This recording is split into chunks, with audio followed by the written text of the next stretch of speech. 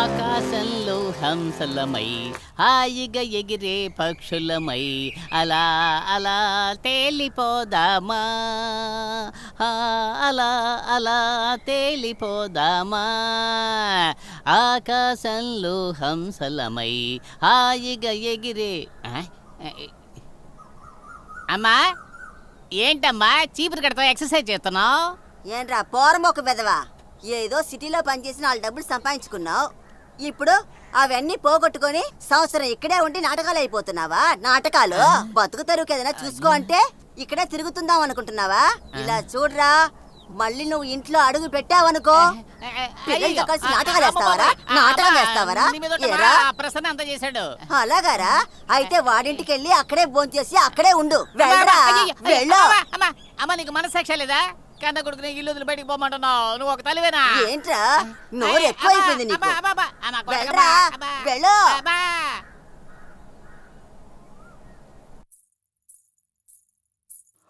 పెట్టవే, బాగా పెట్టు, కడుపు నిండా పెట్టు. వచ్చే సంవత్సరం వరకు బాగా తినాల్సిందే కదా.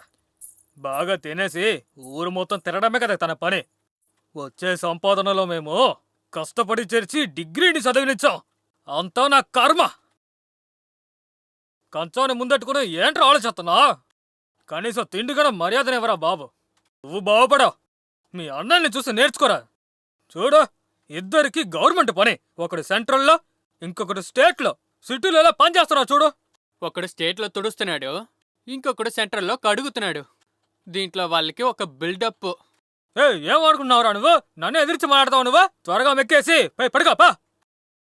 నువ్వేం బాగుపడినట్టు అనిపించట్లేదురా. వీడు తప్పకుండా బాగుపడరా.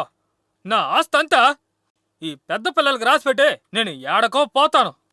పొద్దున్నే అప్పటి నుంచి చెప్తున్నాను, భోజనం ముందు కూర్చుని ఏం ఆలోచించకరా అని. ఏం ఆలోచిస్తున్నారా ఏదో? నేను అప్పటి నుంచి చూస్తున్నాను. తినడానికి వదిలితే కదా నువ్వు. నేను ఊరుకుందని చూస్తే నువ్వేంటో ఎగురుతూ ఉంటున్నావు. నేను నీ దగ్గర చెప్పానా ఈ ఊర్లో ఉంటానని? ఆ ప్రసన్న పంచాయతీలో ఇలా చెప్తాడని నాకు తెలుసా ఏంటి? ఇలా చూడు, నువ్వు చెప్పినా కూడా ఈ ఊర్లో నేను ఉండను. I hate this village and hate you two. అదేంట్రా హేటా?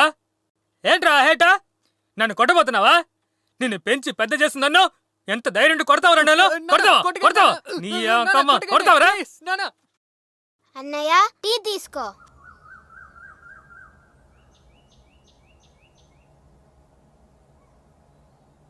గత 3 సంవత్సరాలుగా అసలు వానలు లేవు, పంటలు లేవు.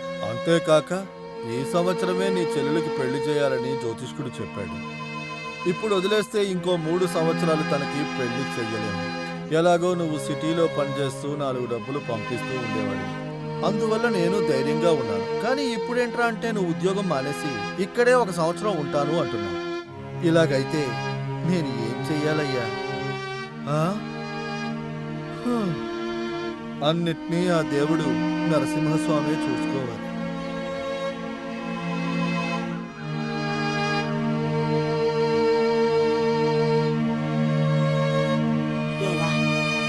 చాలా మంచి పని చేశావురా బాబు.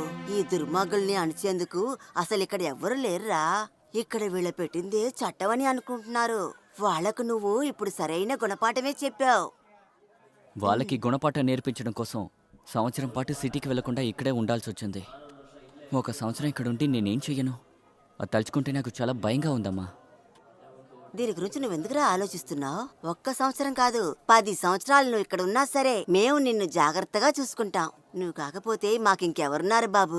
మీ అమ్మా నాన్న చనిపోయిన తర్వాత మాకు సర్వస్వం నువ్వే కదా బాబు. ఆ సిటీకి వెళ్ళి నువ్వు ఎందుకు బాబు కష్టపడతావు? ఇక్కడ మనకు బోలెడు పొలాలున్నాయి, అవి చూసుకుంటూ నువ్వు ఇక్కడే ఉండిపో బాబు. ఇదిగో తిను. నువ్వు కొంచెం ఊరుకోవే. అనవసరంగా వాగి వాడి మనసు చెడగొట్టకు. మన దగ్గర ఉన్న పొలంతో మనం ఏం చేయగలం చెప్పు? 3 ఏళ్లుగా వర్షాలు లేక పండిన పంటంతా రాలిపోయింది తెలుసునా? అది కాకుండా ఈ ఊళ్ళో ఆ రౌడీ వెధవల బెడద ఎక్కువైపోయింది. ఇక్కడే ఒక అమ్మాయిని చూసి వీడికి పెళ్లి చేశామంటే మన సమస్య తీరిపోతుంది, మన బాధ్యత కూడా నెరవేరుతుంది. ఏంటి ఊరుకోండి. అదేదో అంటారే, ఆడని తెలియకపోయినా సరే నోరు మాత్రం ఊరుకుండదు. ఇలా చూడండి, వీడు నా ముద్దుల మనవడు, నా కొడుకు నరసింహుళ్లాగా. వీడు చాలా ధైర్యవంతుడు. ఆ కిట్టిగాడు కాదు.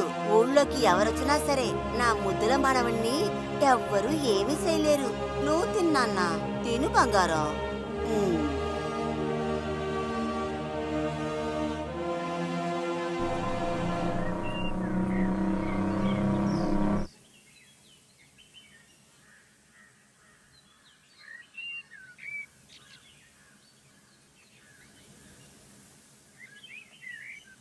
ఏంట్రా అందరూ పొగరగా చూస్తున్నారు?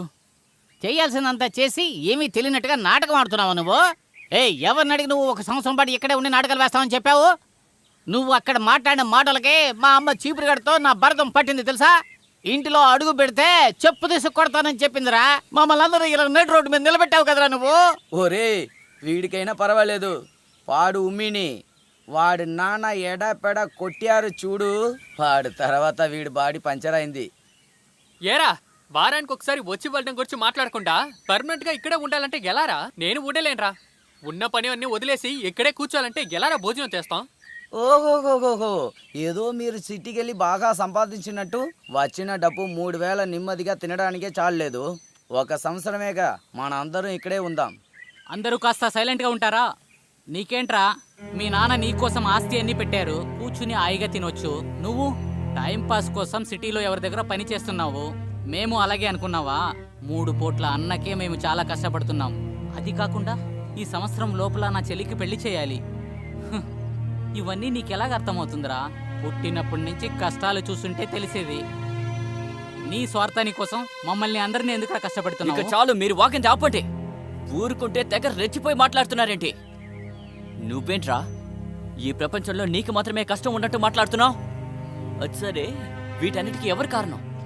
నాటకాన్ని చూసావా, సంతోషంగా ఉన్నవాణ్ణది వదిలేసి నాకు ఊర్లా అనిపించట్లేదు, మనకి అస్సలు మర్యాద లేదని ఎందుకురా వాగావు? నీ వల్లే కదరా ఇదంతా జరిగింది. ఏదో సిటీకెళ్ళి చేతి నిండా సంపాదిస్తున్నట్టు బిల్డప్లు ఇస్తున్నారేంట్రా రేయ్? అలాగైతే ఏంట్రా నువ్వు చెప్తున్నావు? అక్కడ దొరికే కాస్త సంపాదన పెట్టుకుని ఇక్కడ ఊరంతా తిప్పి సంతోషంగా ఉన్నావనుకున్నావా? ఇక్కడ చూడరా, మీ ఆటంతా నా వల్ల కుదరదు. ఉదయాన్నే లేసి నేను వెళ్తూనే ఉంటాను. నాతో రావాలనుకున్న వాళ్ళు రావచ్చు, లేకపోతే వెళ్ళొచ్చు. మీకు మీ నాటకాలకి ఒక పెద్ద దండాలయ్యో. మీతో పడింది చాలరా, నాకు వదిలేయండి.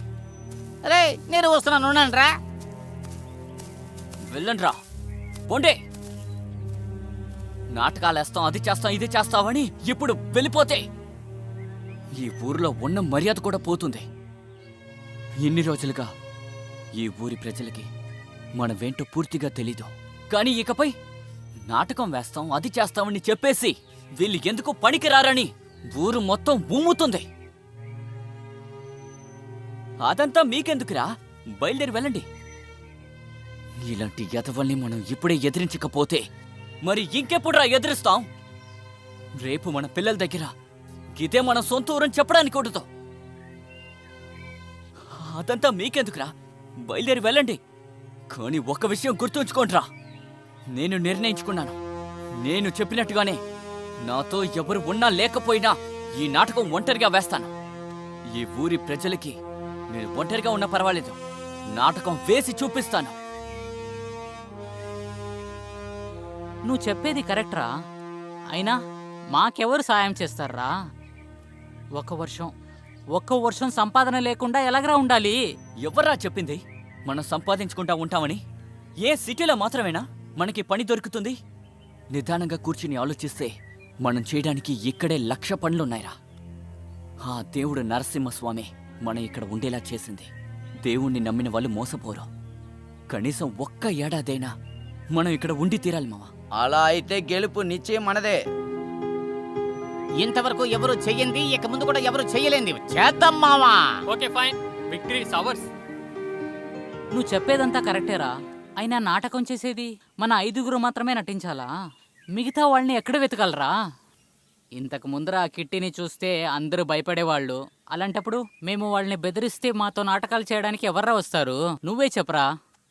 మాకు నాటకాలు నేర్పించడానికి ఒక గురువు కావాలి కదరా. వాళ్ళని ఎక్కడరా వెతకాలి? నాకే ఎప్పుడో ఎక్కడో తెలియట్లేదు మావా. అయినా మనసులో ఒక నమ్మకం ఉంది, ఈ ఊరి ప్రజలు ఖచ్చితంగా మనతో ఉంటారు. దాని గురించి మీరేం బాధపడకండి. ఊరి ప్రజల్ని తీసుకురావడం నా బాధ్యత మావా. కానీ మనమందరం ఒకటిగా ఉండాలి. మనం ఒకటిగా ఉంటే ఏదైనా సాధించవచ్చు. ఏంట్రోరా, మనమందరినీ ఆ తండ్రి నరసింహస్వామివే కాపాడాలి.